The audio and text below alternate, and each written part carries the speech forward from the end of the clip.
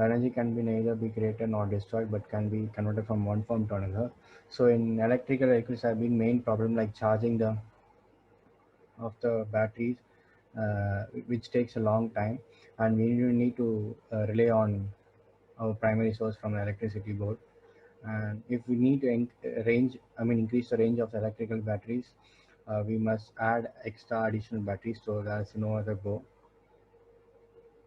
So to overcome this, we just made a swapping system where just a primary battery we split it into half, two hours. So that is battery one, battery two. This is monitored by the voltage sensor and gives a signal to the microcontroller. So here is our swapping algorithm where we sense the batteries. When the one battery is below 20%, it automatically swaps, and where the one battery gets discharged and another battery gets charged by a secondary charging system, which here we use as a solar already existing in electrical autos in northern part of India. So we took your secondary system as a solar, and we took some real-time values like that being shadows plays in a vital role in buildings and in the time varies. So to get the output, we tested in real time also, which will be shown in the video later.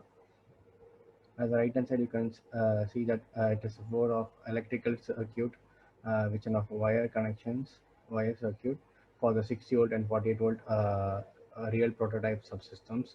But coming videos, we can see a 12 volt system which has been developed within our home. So if it works, even this the same algorithm works in a 60 volt system. So this is our methodology within a four relays where one battery gets discharged and another battery gets charged by the secondary charge, which is a solar. So by swapping of this, you can get the extra range, and even the batteries life is increased. So in some of the solar autos, they have been stately charging the batteries, so that brings a greater disadvantage of batteries, like it affects the battery life. But our system will increase the battery lives. Yeah, here is the setup for my project. So this is the battery 1, this is the battery 2 source, and the voltage will be showing over here in this multimeter. And there is the relays, where the two relays, one is for the battery 1, one is for the battery 2. One is in a NC condition, one is in a NO condition. And this is the load over here. For check which battery is being implemented to this motor load, so here's another multimeter. So let's start the initial. So at initial condition, both batteries are fully charged at 11 point voltage, 7 point.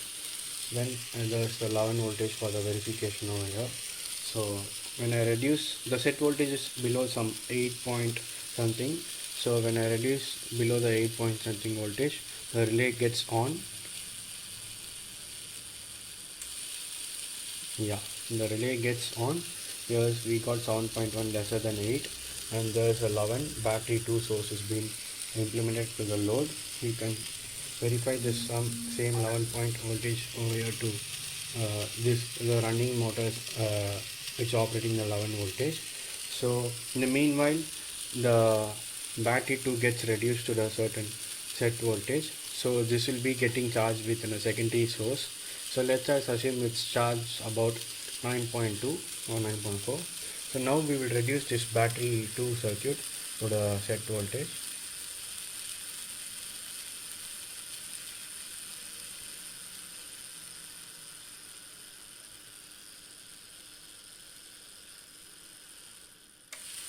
When we reduce this battery 2 to the certain set voltage, uh, the this is 3.3 some, which is less than 8. So when this is being charged, so battery 1 will be charged. So for the verification, this 10 volt is being run over here by this 10 volt. So let's consider when the both the batteries comes to the lesser than the set voltage. So let's make it less than. So at these conditions, you can see that battery 2 will be running with 3.3 some voltage. You can check over here. So it has some 4 voltage, or we can set it up like 5 voltage. So when these battery two is being connected to the load, we can reduce it to the fully dead battery, which is 1.1, and here's the reading over here. So there is no charge at all. So here there's a reserve mode, like we can use this 4.5 voltage to the load. So with this completion, there's a reserve switch, like we turn it on the reserve in the petrol engines. So when I switch off this, when I trigger this button over here, the system gets shut down and the battery 1 voltage will be implemented over here. You can check over here for the battery 1 voltage.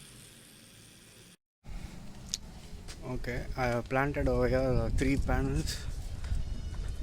Each one is 50 watt with an 20 volt panel. So inside I have taken all the wires and put it in the terminal. So here is MPPT charge controller. Here the voltage is been detected, and here the ampere has been detected. So this is an inverter, DC to AC, 100 watts. So these are the loads I'm going to give and test the reading over here.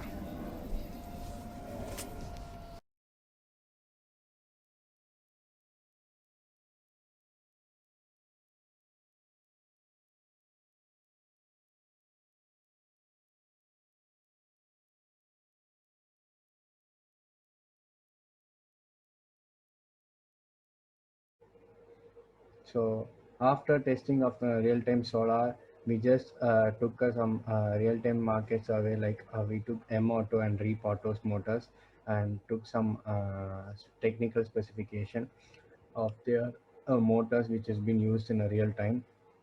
So for that, we implemented our swapping calculations over here. So at the right hand side, you can see that real time of Reap Auto motors with as a 48 volt system and 1000 watt motors which runs on. So these are the scales which are being included in these calculations. So I can see that 1 hour 250 watts of solar energy is being produced. That also taken from a real-time value as we tested. You have been seen in the video earlier. So at most we can get about 16 to 20 kilometer range. So this calculation is being took from a continuous running of these vehicles. So even when it's like a traffic jam, the vehicle has to stop and go. Even we can get a more out of 15 to 20% of efficiency from our calculation. So by implementing this swapping circuit, we could able to increase the range as well as the saves the battery lives and for much more longer years. So this is our ideas, and thank you.